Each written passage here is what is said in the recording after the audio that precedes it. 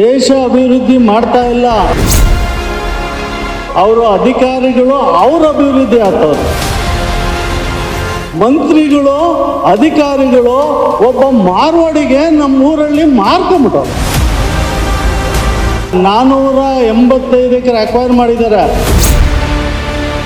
So ಅವ್ರಿಗೆ ಲಾಭ ಇದೆ ಇದರಲ್ಲಿ.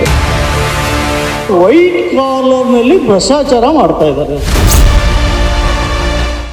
KDB ಅನ್ನೋದು ಒಂದು ಸಂಸ್ಥೆ 1966ರಲ್ಲಿ ಕರ್ನಾಟಕ ಸರ್ಕಾರ ಸ್ಥಾಪಿಸಿದಂಥ ಒಂದು ಸಂಸ್ಥೆ. ಏನಕ್ಕೆ ಸ್ಥಾಪನೆ ಮಾಡಿದ್ರು ಅಂದರೆ ಅಲ್ಲಲ್ಲಿ ಕೈಗಾರಿಕೆಯಾಗಲಿ ನಮ್ಮ ದೇಶ ಅಭಿವೃದ್ಧಿ ಮಾಡಿ ಅಂತ ಅವ್ರು ಮಾಡಿದ್ದು. 1966ರಲ್ಲಿ ಕರ್ನಾಟಕ ಸರ್ಕಾರ ಮಾಡಿದ್ರು. ಬಟ್ ಇವಾಗ ಇವ್ರು ಏನು ಮಾಡ್ತಾವ್ರೆ ಹೇಳಿ? ಇವಾಗ ಇವ್ರು ಏನು ಮಾಡ್ತಾವ್ರೆ ಅಂದರೆ ನಮ್ಮ ದೇಶ ಅಭಿವೃದ್ಧಿ ಮಾಡ್ತಾ ಇಲ್ಲ, ರಾಜಕಾರಣಿಗಳು ಅವರು ಅಧಿಕಾರಿಗಳು ಅವ್ರ ಅಭಿವೃದ್ಧಿ ಆಗ್ತವ್ರೆ ಈ KDBಯಿಂದ. ಸೊ ಇಲ್ಲಿ ನೋಡಿ, ಇಲ್ಲಿ ನಮ್ಮದೇ ಒಂದು ಉದಾಹರಣೆ. ನಮ್ಮದು ಹನುಮಂತಪುರ, ಬಿದ್ಲೂರು, ಕೋಡಿಪಾಳ್ಯ 485 ಎಕರೆ ಅಕ್ವೈರ್ ಮಾಡಿದ್ದಾರೆ. ನಾವೆಲ್ಲ ರೀತಿ ಹೋರಾಟ ಮಾಡಿದ್ದೀವಿ.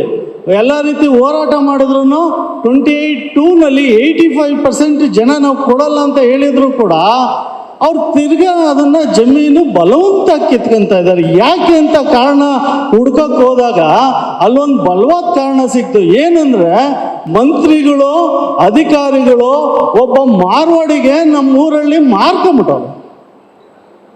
ಸೊ ಅವ್ರಿಗೆ ಲಾಭ ಇದೆ ಇದರಲ್ಲಿ. ನೋಡಿ ಹೆಂಗೆ ಅವರು ಆಡಿಟ್ ಮಾಡ್ತಾರೆ ಅಂದರೆ, ಈಗ ನಮ್ಮಲ್ಲಿ ನೋಡಿ ಮೈನ್ ರೋಡ್ನಲ್ಲಿ 7 ಕೋಟಿ ರೂಪಾಯಿ ಇದೆ ಒಂದು ಎಕರೆ. ನೋಡಿ ಅಲ್ಲಿ ಪಕ್ಕದಲ್ಲಿ ಅವನು ಇದ್ದಾನೆ, ಅಲ್ಲಿ ಕೇಳಿ ನೋಡಿ ಯಾವುದು ಎಷ್ಟಪ್ಪ ಜಮೀನು ಅಂದರೆ 7 ಕೋಟಿ ಅಂತಾನೆ.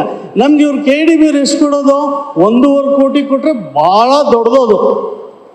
ಸೊ ಹಂಗಾಗಿ 7 ಕೋಟಿನ 1.5 ಕೋಟಿಗೆ ಇವ್ರು ನಮಗೆ ಕೊಟ್ಬಿಟ್ಟು ಆಮೇಲೆ ಇವ್ರು ಅಲಾಟ್ಮೆಂಟ್ ಏನು ಮಾಡ್ತಾರೆ ಅಂದರೆ ಒಂದು 3-4 ಕೋಟಿಗೆ ಮಾಡ್ಕೊಂಡ್ಬಿಡ್ತಾರೆ.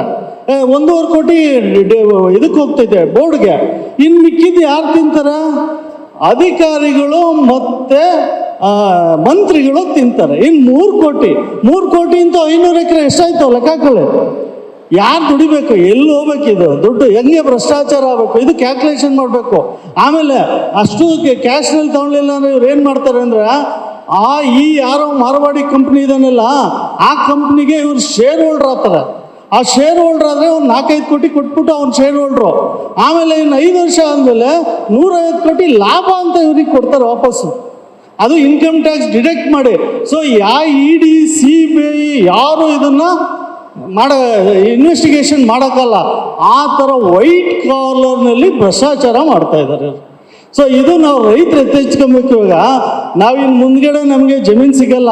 ಇನ್ನು 10 ವರ್ಷದಲ್ಲಿ ನಮ್ಮ ಬೆಂಗಳೂರು ಗ್ರಾಮಾಂತರ ನಾವೇನು ಸೇರಿದ್ದೀವೋ ನಾವು ರೈತರುಗಳನ್ನ ಟಾರ್ಚ್ ಹಾಕೊಂಡು ಹುಡುಕೊಬೇಕು. ಯಾರೂ ರೈತರುಗಳಿರಲ್ಲ, ಎಲ್ಲ ನಮ್ಮ ಜಮೀನು ಕಿತ್ಕೊಂಡು ನಾವು ಕೂಲಿ ಮಾಡಬೇಕಾಗ್ತೈತೆ. ಇಂಥ ದೊಡ್ಡವರು ಉಳ್ಳುವವರು ಇಲ್ಲಿ ನಮ್ಮ ರಾಜಭಾರ ಮಾಡ್ತಾರೆ.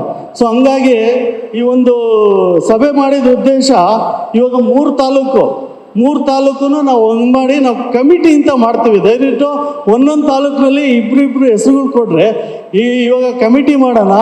ನೆಕ್ಸ್ಟ್ ಮುಂದೆ ಏನು ನಾವು ಹೆಂಗೆ ಹೋರಾಟ ಮಾಡೋದು ಅಂತ ತೀರ್ಮಾನ ಮಾಡೋಣ. ಆಮೇಲೆ ಇನ್ನು ಹೆಚ್ಚಿನ ದಿವಸದಲ್ಲಿ ಎಲ್ಲ ತಾಲೂಕುಗಳು ಸೇರ್ಕೊಂಡು ಒಗ್ಗಟ್ಟಾಗಿ ನಮ್ಮ ನಾಯಕತ್ವ ನೇತೃತ್ವದಲ್ಲಿ ಹೋರಾಟ ಮಾಡೋಣ. ನಮಸ್ಕಾರ.